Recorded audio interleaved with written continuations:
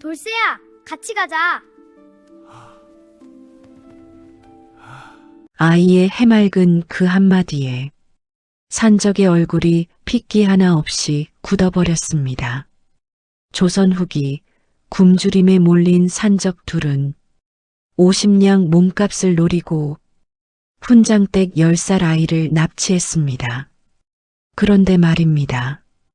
울어야 할 아이는 웃고 있었고 칼을 든 산적들은 밤새 벌벌 떨고 있었습니다.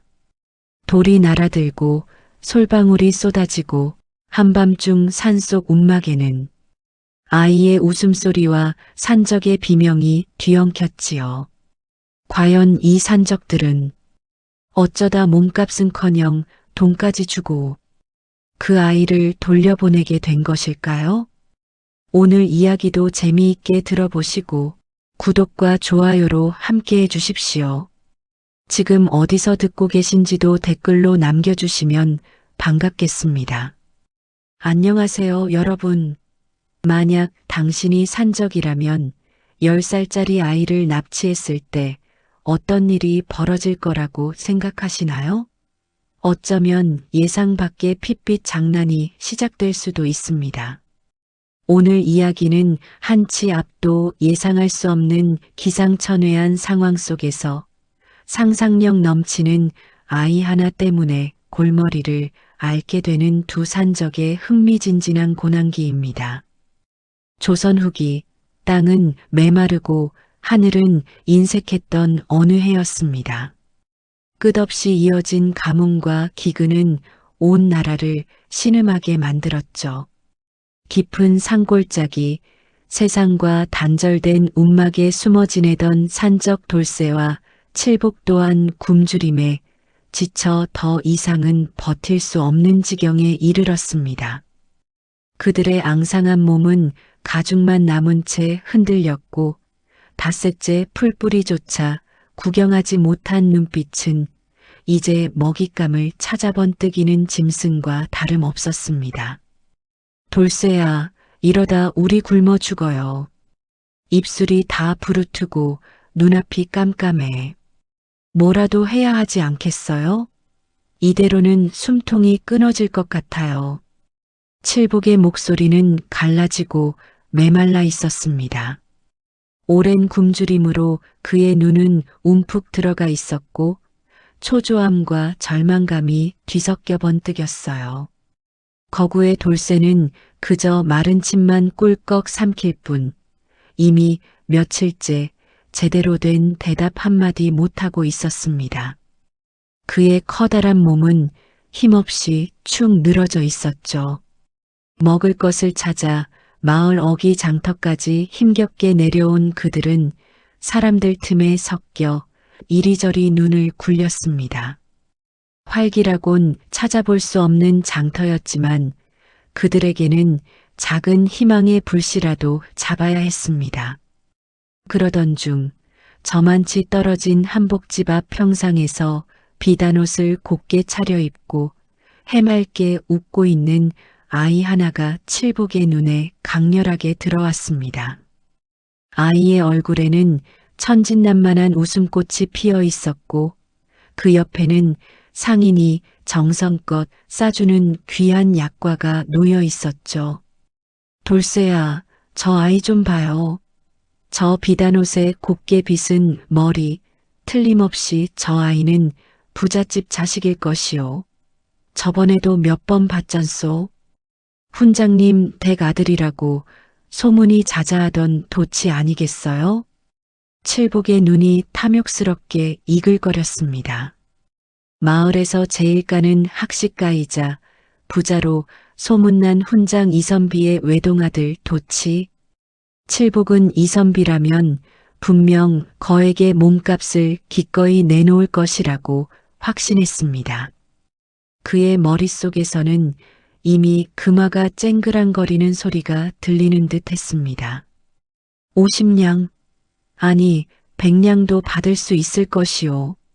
그 돈이면 굶주린 우리 동료들 모두 배불리 먹고도 한참 남을 거요. 지게에 쌀과 마니를 쌓아 올리고 비단 옷가지에 따뜻한 술까지 실컷 마실 수 있을 거요. 칠복의 눈은 이미 돈에 멀어 그의 눈앞에 펼쳐질 화려한 미래만을 보고 있었습니다. 그러나 돌쇠는 겁에 질린 표정을 숨기지 못했습니다. 그의 커다란 손이 미세하게 떨렸습니다. 아이를 납치하는 것은 단순한 도둑질과는 차원이 다른 분명 큰 죄였습니다. 더구나 마을 사람들의 끈질긴 보복 또한 끔찍하게 두려웠죠. 돌쇠는 고개를 저으며 칠복의 소매를 잡아당겼지만 칠복은 이미 몸값 생각에 눈이 멀어 돌쇠의 불안한 시선과 희미한 저항을 알아채지 못했습니다. 그의 귀에는 오직 100냥이라는 숫자가 맴돌았습니다. 해질녘 장터의 인적이 뜸해지고 집으로 돌아가던 도치를 덮치는 것은 생각보다 쉬운 일이었습니다. 아이는 순식간에 등 뒤에서 덮쳐오는 그림자에 놀랄 틈도 없이 입이 거친 손에 틀어 막히고 이내 커다란 어깨에 번쩍 둘러 메어졌습니다. 도치의 작은 몸뚱아리는 칠복의 어깨 위에서 축 늘어졌습니다. 칠복과 돌쇠는 도치를 들쳐매고 산속 깊은 곳에 있는 자신들의 움막으로 황급히 발걸음을 옮겼습니다. 그들은 자신들의 어깨에 메어진 작은 생명이 앞으로 자신들을 어떤 참혹한 전쟁놀이의 참극으로 몰아넣을지 그때는 꿈에도 상상하지 못했습니다. 그저 당장 눈앞의 배고픔을 면할 수 있다는 생각에 잔인한 미소를 지었을 뿐입니다. 그들의 비극은 이제 막 시작되고 있었습니다. 산 깊은 곳, 어두컴컴하고 축축한 산적들의 움막에 도착했습니다. 퀴퀴한 흙냄새와 곰팡이 냄새가 코를 찔렀고 천장에서는 물방울이 뚝뚝 떨어지는 소리가 정막을 갈랐습니다. 도치는 그런 음침한 공간에 던져졌음에도 불구하고 눈물 한 방울 흘리지 않았습니다. 10살 아이에게서 나올 법한 울음소리는커녕 그의 작은 얼굴에는 오히려 해맑은 호기심이 가득했습니다. 도치는 반짝이는 눈으로 움막 구석구석을 탐색하듯 휘휘 둘러보았습니다. 낡은 집더미와 거미줄이 가득한 벽 그리고 바닥에 뒹구는 정체 모를 뼈다귀들까지 그에게는 마치 새로운 놀이터를 발견한 탐험가처럼 비쳤습니다. 칠복은 아이의 이런 기이한 반응에 순간적으로 당황했습니다. 보통 아이들이라면 자지러지게 울며 살려달라고 애원할 텐데 도치는 전혀 다른 모습이었기 때문입니다. 하하, 내 이놈. 이제 내 아비가 50냥을 가져올 때까지 이곳에서 꼼짝 못할 것이니라. 순순히 잡혀있는 것이 너에게도 좋을 게야. 칠복은 억지로 으름장을 놓으며 자신의 우위를 과시하려 애썼지만 그의 목소리에는 미묘한 떨림이 섞여 있었습니다. 하지만 도치는 그 말에도 전혀 위축되지 않았습니다. 그의 눈빛은 여전히 초롱초롱 빛나고 있었고 칠복의 말을 듣는 둥 마는 둥했습니다. 산적 나으리들, 그럼 제가 재미있는 붉은 장군 놀이를 가르쳐 드릴까요? 저는 원래 붉은 장군인데요. 제 부하들이랑 맨날 이 산에서 도적 놀이를 했어요. 이 움막도 제 비밀 기지랑 똑같아요. 도치의 당돌한 제안에 칠복과 돌쇠는 동시에 눈을 비볐습니다. 납치된 아이의 입에서 나올 거라고는 도저히 상상할 수 없는 너무나도 천진난만한 발언이었습니다. 겁많고 순진한 돌쇠는 침을 꿀꺽 삼키며 칠복의 얼굴을 바라봤습니다. 그의 표정에는 혼란과 함께 막연한 두려움이 스치고 지나갔습니다. 칠복은 순간 말을 잃었습니다. 아이의 눈을 보며 뭔가 위험한 예감을 느꼈지만 이내 애써 무시하는 척 고개를 저었습니다. 이 어린 녀석이 대체 무슨 꿍꿍이일까 생각했지만 결국 돈만 받아내면 그만이라고 스스로를 다독였습니다. 이런 시끄러운 녀석 같으니 몸값을 받아내야 하니 쓸데없는 소리는 집어치우고 조용히 굴어라. 4명이 떨어지기 전까지는 꼼짝 말고 앉아있도록 해. 칠복의 단호한 경고에도 불구하고 도치의 입꼬리는 슬며시 올라갔습니다. 그는 전혀 기죽지 않은 채 오히려 더욱 신이 난 표정으로 입을 열었습니다.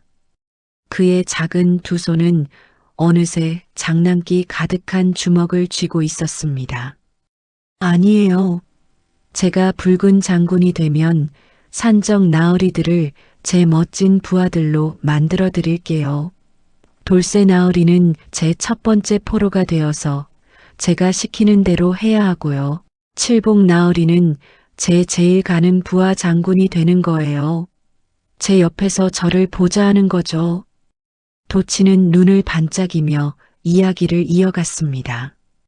심지어 돌쇠를 향해 손가락질하며 그의 커다란 몸집을 보며 내 놈은 딱 포로 역할이다. 라고 외치기까지 했습니다. 돌쇠는 어이가 없어 벌어진 입을 다물지 못했습니다. 그의 눈은 동그랗게 커졌고 그의 큰 체구는 더욱 왜소하게 느껴졌습니다. 포로라니요? 제가요? 장군님이라뇨? 저는 그냥 산적인데요. 돌쇠는 더듬거리며 반박했지만 도치에게는 이미 그의 말이 들리지 않는 듯 했습니다. 도치는 이미 자신만의 상상 속 전쟁터에 빠져들었습니다. 칠복은 아이의 엉뚱한 말에 잠시 정신을 차릴 수 없었지만 이내 냉정함을 되찾았습니다. 꼬맹이의 허튼 소리에 놀아날 수는 없다고 판단했습니다. 어차피 잠시 후면 몸값을 받고 아이를 돌려보낼 것이기에 아이가 시끄럽게 울부짖으며 산적들의 보금자리를 엉망으로 만드는 것보다는 차라리 놀이에 빠져 있는 것이 낫다고 생각했습니다. 그의 얼굴에는 여전히 비릿한 미소가 감돌았습니다. 칠복은 아이를 가볍게 여기는 오만을 품고 있었습니다. 하지만 그들의 안일한 생각은 곧 엄청난 후회로 돌아오게 될 것이었습니다. 도치의 천진난만한 웃음 뒤에 숨겨진 붉은 장군의 진짜 면모를 그들은 아직 전혀 알지 못했습니다. 이 아이가 어떤 참혹한 전쟁 놀이의 참극으로 이들을 몰아넣을지 그들 앞에는 상상조차 할 수 없는 지옥이 기다리고 있었습니다. 나지막한 산적의 움막에 밤이 찾아들었습니다. 밖에서는 매서운 산바람이 울부짖으며 초라한 움막의 틈새로 스며들었고 안에서는 희미하게 타오르는 모닥불만이 길고 끈적한 그림자를 드리웠습니다. 차가운 밤 공기가 스며드는 가운데 칠복은 도치가 이내 잠들 것이라 생각하며 피곤한 눈을 비볐습니다. 지친 몸을 집더미에 기댄 채 겨우 버티고 있었죠. 하지만 도치는 그런 그들의 기대를 보기 좋게 저버렸습니다. 소년의 두 눈은 어둠 속에서 더욱 형형하게 빛나고 있었습니다. 자, 이제 밤샘 전쟁이 시작되는 거예요. 돌쇠 포로는 저 붉은 장군 앞에 무릎을 꿇고 항복해야 해요. 도치의 목소리는 밤의 정적을 깨고 또렷하게 울려 퍼졌습니다. 그 작은 체구에서 뿜어져 나오는 기세등등한 모습의 돌쇠는 어이가 없어 헛웃음을 흘렸습니다. 10살짜리 아이의 장난이 귀찮기는 했지만 설마 이 밤에 잠도 안 자고 이토록 심하게 굴 줄은 상상도 못했습니다. 그의 얼굴에는 이미 피로가 역력했어요. 쯧쯧, 꼬맹이가 시끄럽기는. 돌쇠야, 저 녀석 받아줘라. 어차피 아침이면 끝날 장난 아니겠냐. 칠복은 귀찮다는 듯 손을 휘저으며 돌쇠에게 눈짓했습니다. 아이의 소란스러운 장난이 밤새도록 우는 것보다는 차라리 낫다는 판단이었죠. 그는 이 상황이 그저 잠깐의 해프닝일 뿐이라고 안일하게 생각했습니다. 하지만 도치의 다음 행동은 돌쇠의 안일한 기대를 산산조각 냈습니다. 항복하지 않으면 이 밤새도록 공격할 거예요. 자, 첫 번째 공격입니다. 도치는 움막 구석에 놓여있던 조약돌 중 가장 뾰족한 것을 골라 들었습니다. 그의 작은 손에 들린 돌은 예상보다 무거워 보였지만 도치는 망설임 없이 돌쇠의 널쩍한 등짝을 향해 인정사정 없이 던지기 시작했습니다. 팍! 소리와 함께 돌은 돌쇠의 등허리를 따끔하게 때렸고 돌쇠는 깜짝 놀라 비명을 질렀습니다. 아야야, 이놈이 진짜 돌을 던지면 어떡하냐. 이건 전쟁놀이가 아니라 진짜 싸움 아니냐. 돌쇠는 등허리를 문지르며 고통스러운 신음을 냈습니다. 칠복은 잠시 눈살을 찌푸렸지만 이내 피곤함에 다시 눈을 감았습니다. 그의 머릿속에는 오직 빨리 이 밤이 끝나고 몸값을 받을 생각뿐이었습니다. 돌쇠는 억울함에 입을 삐죽거렸지만 칠복의 눈치를 보며 애써 참았습니다.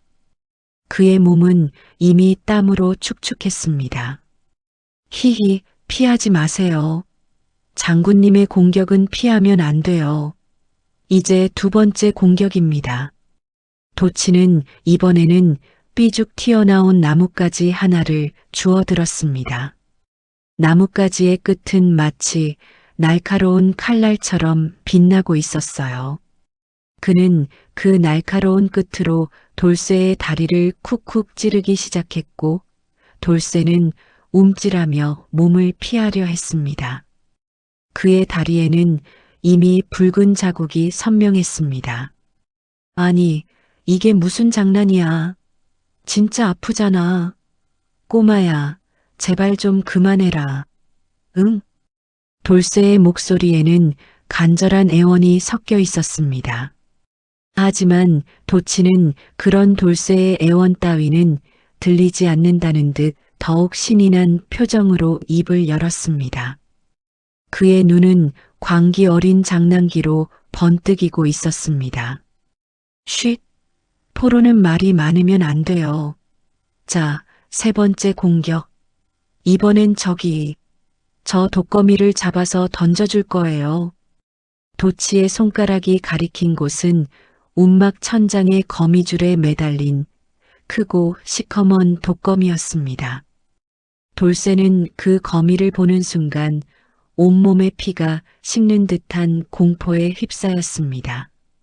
그의 얼굴은 파랗게 질렸고 눈은 절망감에 흔들렸습니다. 이 밤은 끝나지 않는 악몽처럼, 아니 그보다 더한 지옥으로 변해가고 있었습니다.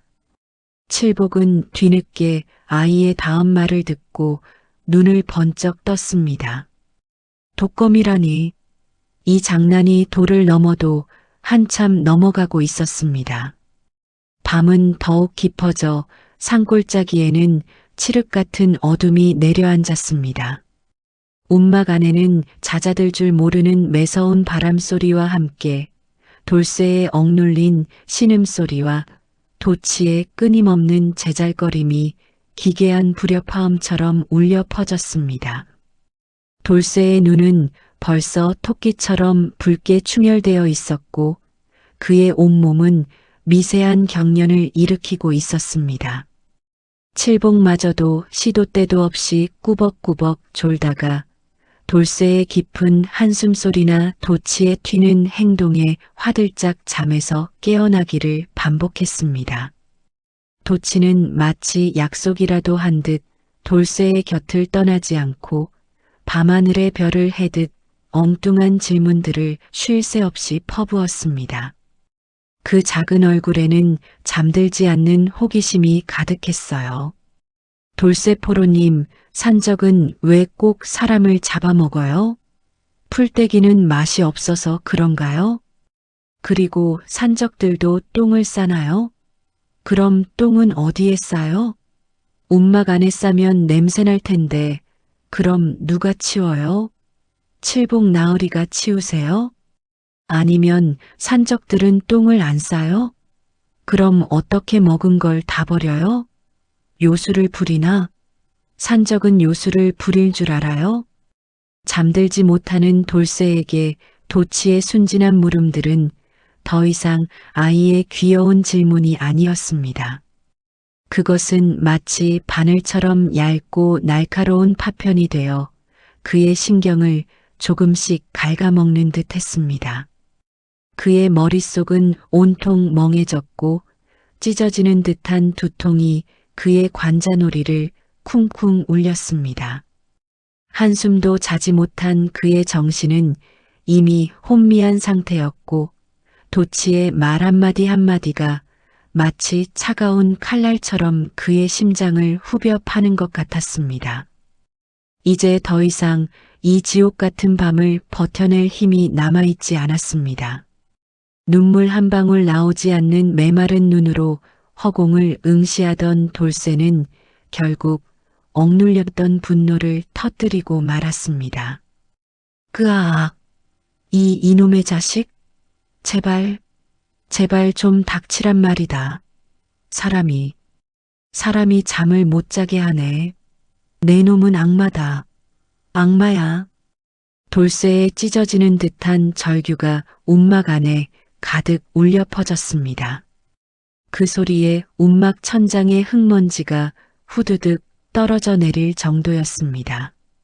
하지만 도치는 그 요란한 비명에도 눈 하나 깜짝하지 않았습니다. 오히려 돌쇠의 격렬한 반응이 못내 재미있다는 듯 입꼬리를 씩 올렸습니다. 그의 눈빛은 이 어두운 움막 속에서 더욱 생기 있게 빛나고 있었고 낡은 집더미 위에 앉은 작은 몸에서는 알 수 없는 기운이 뿜어져 나오는 것 같았습니다. 도치는 이내 더욱 신이 난 듯 기발하고도 악동스러운 아이디어를 떠올렸습니다. 그의 얼굴에는 어둠 속에서도 선명하게 드러나는 사악한 미소가 피어올랐습니다. 아, 포로가 반항한다. 역시 붉은 장군의 포로는 쉽게 길들여지지 않는 법이지. 그럼 이제 고문놀이 시간이에요. 붉은 장군의 특별 고문. 솔방울 비 내리기. 도치는 마치 번개라도 맞은 듯 낡은 움막 구석에 쌓여있던 솔방울 더미를 향해 쏜살같이 달려갔습니다. 그는 조망만한 두 손 가득 거칠고 딱딱한 솔방울들을 움켜쥐고는 이미 온몸에 힘이 빠져 아무런 저항도 하지 못하고 웅크려 앉아 있는 돌쇠의 머리 위로 사정없이 쏟아붓기 시작했습니다. 투둑, 투둑, 투투둑. 딱딱한 솔방울들이 그의 두피를 연이어 강타했고 그 고통은 마치 작은 돌멩이 수십 개가 머리를 때리는 것 같았습니다. 돌쇠는 자신도 모르게 양팔로 머리를 감싸 안으며 더욱 깊이 몸을 웅크렸습니다. 그의 몸은 이제 공포와 피로로 완전히 너덜너덜해져 있었습니다. 으악! 도깨비다! 도깨비가 나타났다. 살려줘요, 칠복 형님. 이놈은 사람이 아니에요. 제발 살려줘. 돌쇠의 혼비백산한 비명소리가 움막을 가득 채웠습니다. 그 소리에 칠복은 놀라서 번쩍 눈을 떴습니다. 희미한 모닥불빛 아래 그의 눈에 비친 돌쇠는 공포에 질려 얼굴이 마치 창백한 죽은 사람처럼 사색이 되어 있었고 도치는 그런 돌쇠를 보며 배를 잡고 낄낄거리고 있었습니다. 도치의 맑고 천진난만한 웃음소리는 이 순간 칠복의 귓가에 끔찍한 악마의 속삭임처럼 들려왔습니다. 칠복은 아이의 기이하고 잔혹한 행동의 순간 싸늘한 오한을 느꼈습니다. 단순히 장난이 아니었습니다. 이 아이는, 이 10살배기 꼬마는 평범한 아이가 아니라는 것을 그의 본능이 직감했습니다. 등줄기를 타고 흘러내리는 식은땀이 그의 옷깃을 축축하게 적셨습니다. 이 아이 정말 보통이 아니야. 그의 심장이 불안하게 쿵쾅거렸습니다. 칠복은 공포에 질려 떨리는 돌쇠와 너무나 해맑게 웃는 도치를 번갈아 바라보며 생각했습니다. 대체 이 아이의 진짜 정체는 무엇일까요? 이들은 과연 도치에게서 무사히 벗어날 수 있을까요? 칠복의 등줄기를 타고 흐르는 식은땀은 단순한 공포가 아니었습니다. 그것은 마치 차가운 뱀처럼 그의 심장을 휘감고 조여드는 듯한 형언할 수 없는 불안감이었죠. 이 아이 도치는 그들이 겪어본 어떤 인질보다도 기이하고 예측 불가능한 존재였습니다. 납치 계획을 주도했던 칠복은 더 이상 이대로 방치할 수 없다고 판단했습니다. 며칠 밤낮 이어진 도치의 기행은 산적들의 평범한 일상을 송두리째 흔들었습니다. 돌쇠는 이미 정신이 피폐해져 제정신이 아니었습니다. 그의 눈동자는 초점 없이 허공을 헤매고 마른 침만 삼키며 작은 몸을 웅크리고 있었습니다. 금방이라도 쓰러질 듯 위태로워 보이는 그의 모습은 이제 더 이상 건장한 산적이 아니었습니다. 산적 소굴의 평화는 도치가 온 이후로 완전히 박살 나버렸습니다. 밤에는 잠 못 이루는 비명이, 낮에는 소년의 기묘한 흥얼거림이 끊이지 않았습니다. 그들의 아지트는 이제 악몽의 심연으로 변해버린 것 같았습니다. 돌쇠야, 이대로는 안 되겠다. 자네 정신이 온전치 못하니 내가 직접 훈장에게 몸값 편지를 보내야 해. 더 이상 이 악동의 기행을 견딜 순 없어. 이러다 우리가 먼저 쓰러지겠어. 칠복은 거친 숨을 몰아쉬며 달아빠진 붓을 들었습니다. 땀으로 미끄러운 손가락으로 먹을 가는 그의 손끝은 미세하게 떨렸습니다. 그가 종이에 적어 내려가는 글자 하나하나에는 깊은 절박함이 묻어났습니다. 50냥을 준비하라는 짧고 간결하면서도 오만하게 들리는 요구를 적어 내려갔지만 그의 마음은 간절한 희망과 함께 불안감으로 가득했습니다. 편지를 다 쓴 후 칠복은 붓을 툭 놓으며 바닥에 주저앉았습니다. 그의 시선은 넉나간 얼굴로 멍하니 천장만 바라보는 돌쇠에게 향했습니다. 돌쇠의 눈은 공허함으로 가득했고 입가에는 마른 침 자국이 선명했습니다. 그는 마치 며칠 밤을 꼬박 세운 귀신처럼 보였습니다. 그 모습에 칠복의 미간은 더욱 깊게 찌푸려졌습니다.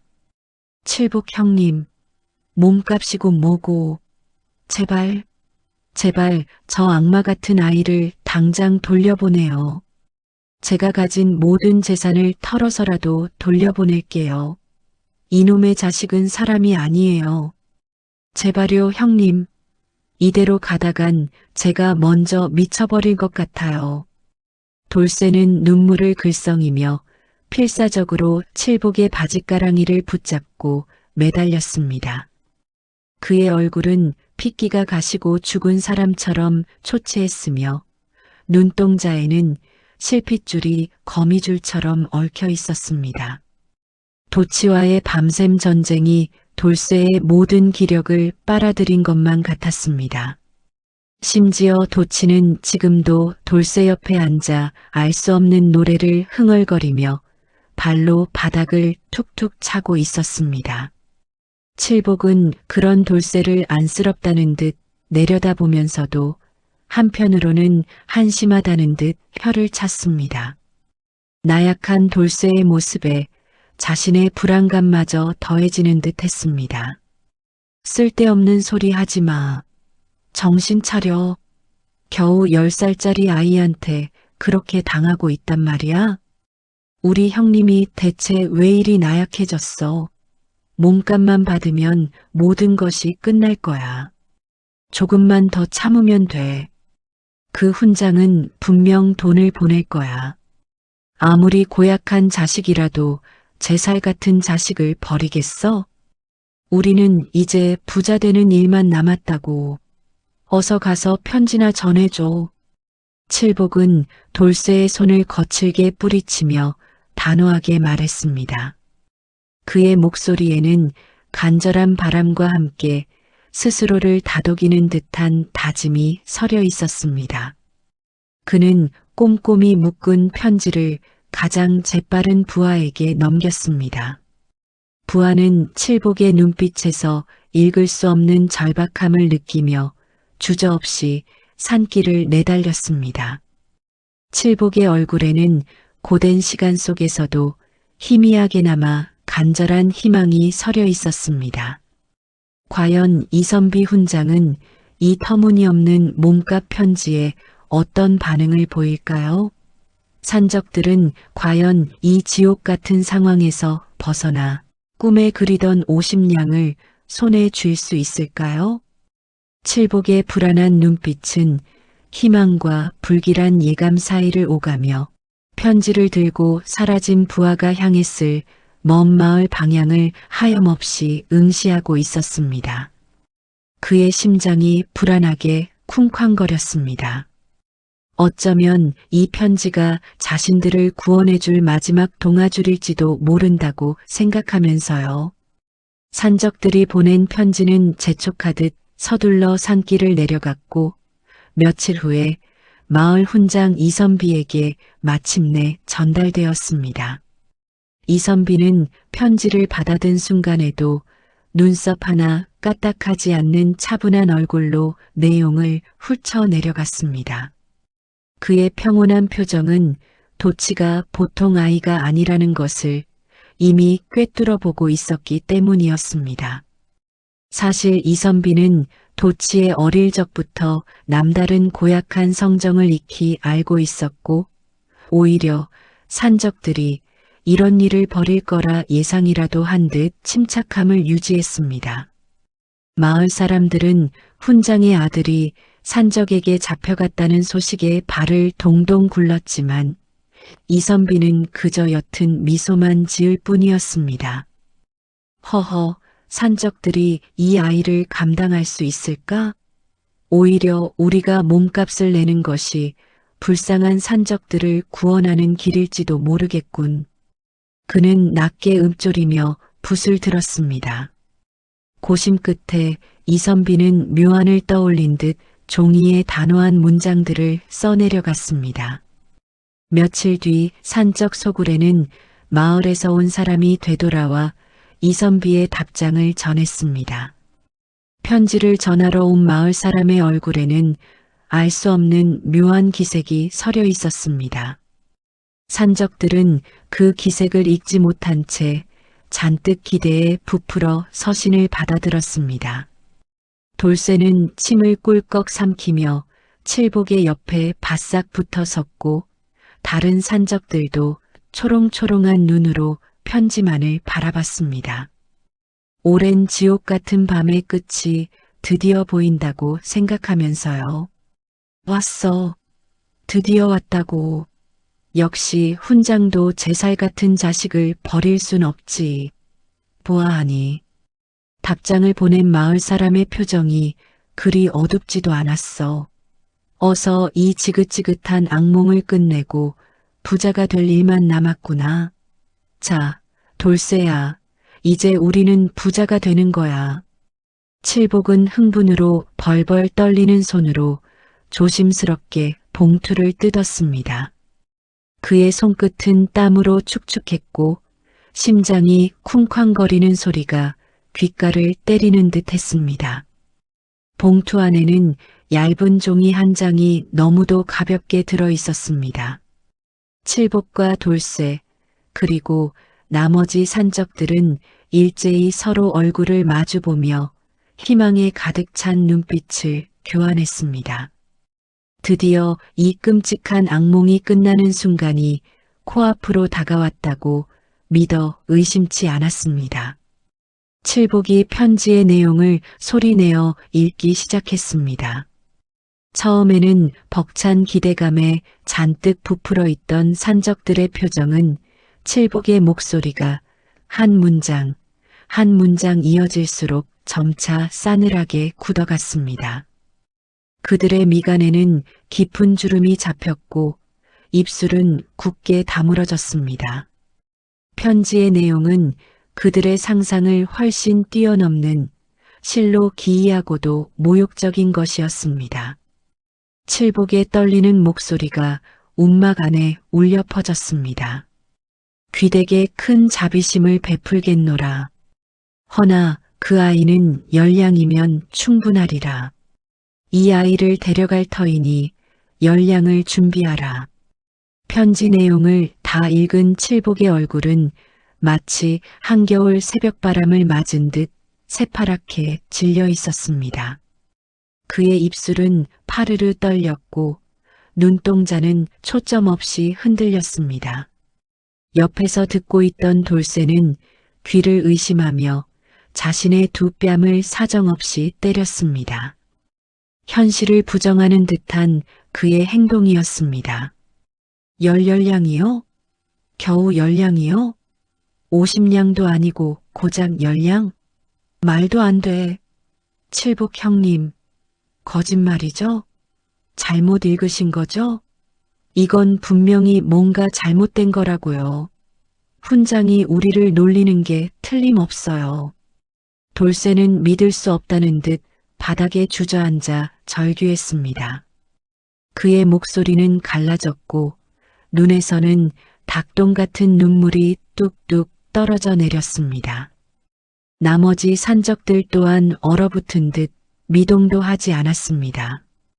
50량이라는 거금을 예상했던 그들에게 열량이라는 금액은 단순한 몸값이 아니라 자신들의 처지를 비웃는 듯한 모욕적인 선언이었습니다. 게다가 그 내용은 아이를 돌려보내 달라는 요청을 받아들이는 것이 아니라 돈을 줄 테니 아이를 사가겠다는 식의 오만한 명령조였습니다. 그들의 입장에서 이는 마치 자신들이 그 악마 같은 아이를 팔아치워야 할 천한 장사꾼이 된 기분이었습니다. 아니, 차라리 돈을 더 달라고 해요. 우리가 열량을 더 얹어서 드릴 테니 제발 저 악마를 돌려보내달라고 하란 말이에요. 칠복 형님, 이대로는 안 돼요. 제발 차라리 이참에 도치를 훈장에게 팔아버리자고요. 제발 저 악마만 사라지면 저는 아무것도 바라지 않아요. 네, 형님, 제발. 돌쇠는 눈물 콧물 범벅이 되어 울부짖었습니다. 그의 울음소리는 움막을 가득 채웠고 산적들은 혼란과 절망 그리고 형언할 수 없는 모욕감에 빠졌습니다. 이선비의 답장은 단순히 몸값을 깎은 것이 아니었습니다. 그것은 산적들의 자존심을 짓밟고 그들의 모든 계획을 비웃으며 심지어 그들의 인질극을 역이용하려는 듯한 기묘하고도 능멸적인 태도였습니다. 도대체 이 훈장은 무슨 생각인 걸까요? 산적들은 과연 이선비의 이 기만적인 제안을 받아들일 수 있을까요? 아니면 이대로 도치와의 전쟁을 계속하며 파멸의 길을 걸을 수밖에 없을까요? 칠복의 주먹이 분노와 좌절감에 부들부들 떨렸습니다. 산적 칠복은 돌쇠의 처절한 절규를 들으며 마른 침을 삼켰습니다. 이선비의 서신은 단순한 굴욕을 넘어 그야말로 역대급 조롱이었습니다. 인질의 몸값을 받아야 할 납치범이 오히려 돈을 더 얹어서 아이를 떠맡아야 할 판이라니 이것은 상식 밖의 상황이었죠. 칠복의 심장은 분노와 모욕감으로 들끓었지만 동시에 차가운 이성이 그의 뇌리를 스쳤습니다.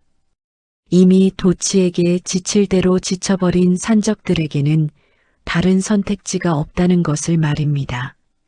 그의 눈빛에는 끓어오르는 화보다 더 큰 체념의 그림자가 드리워졌습니다. 돌쇠는 바닥에 주저앉아 끄끄거리며 눈물과 콧물을 닦아내지도 못했습니다. 그의 영혼은 이미 도치에게 완전히 뜯겨나간 듯 텅 비어 있었죠.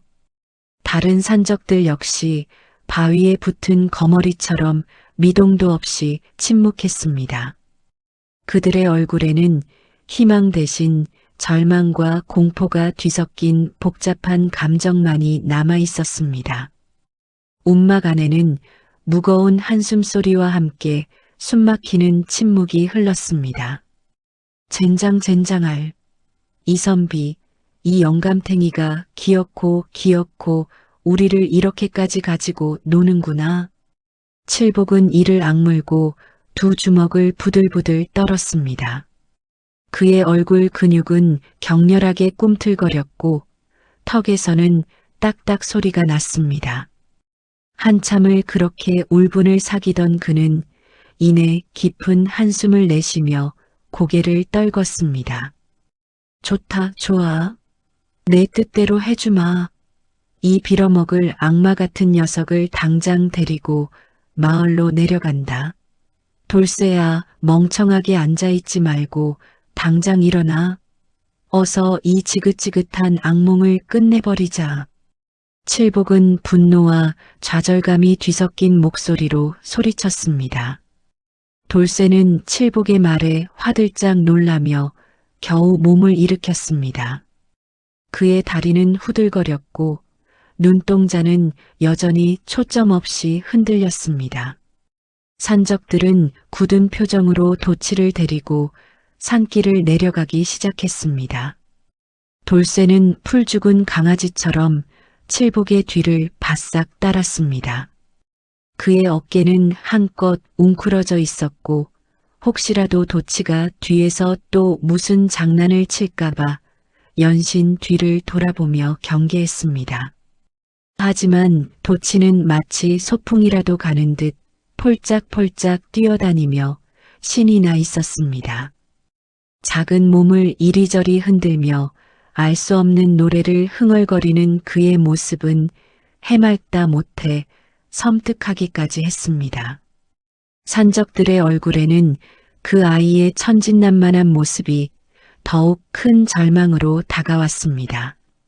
마을 어귀에 다다르자 이선비가 여유로운 표정으로 마중 나와 있었습니다. 그는 맑은 가을 햇살 아래에서 희고 깨끗한 도포 자락을 휘날리며 미소를 짓고 있었습니다. 그 옆에는 도치의 어머니와 마을 사람들이 걱정스러운 얼굴로 서 있었지만 이선비만은 한치의 흔들림도 없는 냉철한 얼굴이었습니다. 그의 눈빛에는 모든 것을 꿰뚫어 보는 듯한 깊은 지혜와 여유가 서려 있었습니다. 오셨구려. 내 아들이 폐를 많이 끼쳤지요? 소식 듣고 기다리고 있었습니다. 이선비의 목소리는 너무나도 평온하여 마치 친한 벗을 맞이하는 듯 했습니다. 칠복은 그의 태연한 모습에 속이 뒤틀리는 것을 느꼈습니다. 자신들이 이선비를 납치하러 온 것이 아니라 도치를 맡기러 온 듯한 기묘한 착각마저 들 지경이었습니다. 그의 자존심은 갈기갈기 찢겨나가는 듯 했습니다. 훈장님, 이게 대체 무슨 시츄에이션인지는 아십니까? 이 아이를 이 녀석을 데려가려면 열량을 더 내야 합니다. 열량이라고요. 이 아이에게서 받은 고통에 비하면 푼돈도 안 되는 금액이지요. 칠복이 격앙된 목소리로 외치자 그의 목은 핏대를 세우며 울긋불긋해졌습니다. 바로 그 순간 도치가 갑자기 칠복의 바짓가랑이를 잡고 매달렸습니다. 그의 눈은 순진무구한 호기심으로 가득했고 입가에는 장난기 어린 미소가 걸려 있었습니다. 가지 않을 거예요. 저는 아직 산적 놀이가 더 하고 싶어요. 칠복 장군이랑 돌쇠 부하랑 같이 보물찾기도 해야 하고 멧돼지 잡는 연습도 해야 한다고요. 어제는 칠복 장군이 도토리로 만든 병사들로 저랑 같이 싸워줬잖아요. 도치의 엉뚱한 말에 산적들은 물론 마을 사람들도 경악을 금치 못했습니다. 마을 사람들은 웅성거리기 시작했고 도치의 어머니는 아들의 기행에 얼굴을 감싸쥐었습니다. 이선비는 헛웃음을 지으며 도치의 머리를 쓰다듬었습니다. 그의 눈빛에는 아들에 대한 복잡한 감정이 스쳐 지나갔습니다. 얘야, 이제 집에 가야지. 산적 아저씨들도 할 일이 많단다. 그만 괴롭히고 집에 가서 숙제도 하고 책도 읽어야지. 싫어요. 아빠 미워. 산적 놀이 더 할 거야. 여기가 더 재밌단 말이에요. 도치는 발버둥 치며 가지 않겠다고 울부짖었고 칠복의 바짓가랑이를 더욱 세게 붙잡았습니다. 그의 작은 몸은 온 힘을 다해 칠복에게 매달려 늘어지는 듯 했습니다. 돌쇠는 질린 표정으로 그 모습을 바라보다가 슬금슬금 뒷걸음질 쳤습니다. 그는 이미 도치의 기행에 완전히 영혼까지 털린 상태였고 다시금 그 아이와 가까이 있는 것이 죽기보다 싫었습니다. 그의 얼굴에는 공포와 함께 체념이 깊게 서려 있었습니다. 훈장님, 보셨죠? 저 아이가 저럽니다. 저희가 열량을 더 드리고 싶어도 저 아이가 가지 않으려 합니다. 제발 이 돈을 받고 저희를 좀 살려주세요. 저희에게는 이 아이가 필요 없습니다. 결국 이선비는 품속에서 비단 주머니를 꺼내 들었습니다. 주머니 안에서 달빛처럼 희고 영롱한 은자 열량을 꺼내 칠복에게 건넸습니다. 은자의 차가운 감촉이 칠복의 손에 닿자 그는 믿기지 않는다는 듯 돈을 받아들었습니다. 납치범이 인질의 몸값을 주고 인질을 돌려받는 기막힌 상황이 벌어진 것입니다. 칠복의 손끝은 파르르 떨렸고 그의 눈동자는 동공 지진이 난 듯 흔들렸습니다. 굴욕적인 거래가 마무리되고 이선비는 도치를 품에 안았습니다. 도치는 이선비의 품에서도 끊임없이 투덜거렸습니다. 산적들은 뒤도 돌아보지 않고 산으로 주랭랑칠 준비를 했습니다. 그들의 뒷모습은 마치 악몽에서 벗어나려는 필사적인 도망자 같았습니다. 이 지옥 같은 거래는 그들에게 평생 잊지 못할 굴욕으로 남을 것입니다. 이선비의 단단한 품에 안긴 도치는 순간 뭔가 깊은 결심이라도 한 듯 작은 몸을 바르르 떨었습니다. 그의 반짝이는 눈동자는 이미 저 멀리 산길로 주랭랑치려는 산적 칠복과 돌쇠의 뒷모습을 쫓고 있었습니다. 이내 해맑은 천진난만함으로 가득한 목소리가 마을 어귀에 울려 퍼졌습니다. 돌쇠야, 같이 가자. 보물찾기 아직 안 끝났잖아. 도치의 외침은 산길을 달아나던 돌쇠의 심장을 그대로 꿰뚫는 비수와 같았습니다. 그는 마치 온몸의 피가 얼어붙는 듯한 충격을 받았습니다. 돌쇠의 눈은 공포에 질려 크게 뜨였고 희번덕이는 눈동자에는 더 이상 인간적인 이성이 남아있지 않았습니다. 마치 악몽 속에서 튀어나온 가장 끔찍한 유령을 본 듯한 표정이었죠. 그에게 도치는 이미 사람이 아니었습니다. 살아있는 재앙 그 자체였습니다. 크아, 저리 가. 저 악마. 다시는 나에게 오지 마. 돌쇠는 비명을 지르며 제정신이 아닌 듯 산길을 내달리기 시작했습니다. 그의 발은 거친 돌부리에 걸려 넘어질 뻔했지만 그는 아픔조차 느끼지 못하는 듯 필사적으로 달렸습니다. 그는 뒤도 돌아보지 않고 마치 죽음이라도 쫓아오는 것처럼 앞만 보며 미친 듯이 달렸어요. 도치가 자신을 부르는 해맑은 목소리는 환청처럼 계속 귓가에 맴돌며 그의 뇌를 갉아먹는 듯 했습니다. 그 아이의 그림자가 그의 등 뒤를 영원히 쫓아다닐 것만 같았죠. 칠복 또한 이 기괴하고 굴욕적인 상황에 질려 입술을 깨물며 돌쇠의 뒤를 쫓아 허겁지겁 도망쳤습니다. 그의 얼굴에는 분노와 좌절, 그리고 형용할 수 없는 수치심이 뒤섞여 일그러져 있었습니다. 그들의 등 뒤에서 들려오는 도치의 해맑은 웃음소리는 이제 더 이상 어린아이의 웃음이 아니었습니다. 그것은 마치 모든 것을 비웃는 악마의 속삭임, 지옥에서 들려오는 저주처럼 산적들의 귓가를 때렸습니다. 그날 밤 돌쇠와 칠복은 밤새도록 산길을 주랭랑쳤습니다. 어두컴컴한 산속에서 그들은 서로에게 기대거나 쉬지도 못한 채 오직 도치에게서 멀리 도망치는 것만을 목표로 했습니다. 험한 산길을 헤치며 옷은 너덜너덜해지고 온몸은 상처투성이가 되었지만 그들의 머릿속에는 오직 도치의 얼굴과 웃음소리만이 가득했습니다. 그들은 그 이후로 다시는 그 마을 근처에 감히 얼씬도 하지 못했다고 전해집니다. 10살짜리 악동 한 명에게 모든 계획이 틀어지고 거액의 돈을 잃었으며 심지어 정신까지 황폐해진 채 쫓겨 도망친 가장 기괴하고 굴욕적인 납치극으로 영원히 기억되었어요. 마을 사람들은 이 기막힌 사건을 두고 이선비의 현명함과 도치의 기묘한 담력을 칭송하며 오래도록 이야기했습니다.